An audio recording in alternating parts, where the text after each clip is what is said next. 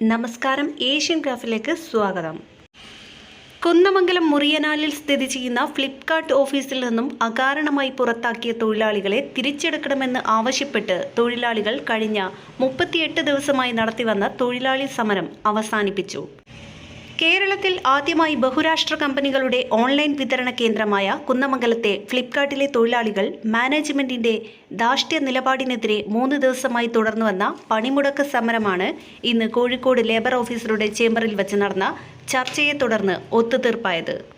ചർച്ചയിൽ യൂണിയൻ ജില്ലാ secretary, area secretary, president, പതിമംഗലത്തെ മേഖലാ നേതാക്കൾ, ഫ്ലിപ്കാർട്ടിലെ തൊഴിലാളി നേതാക്കൾ ഉൾപ്പെടെ ചർച്ചയിൽ പങ്കെടുത്തു.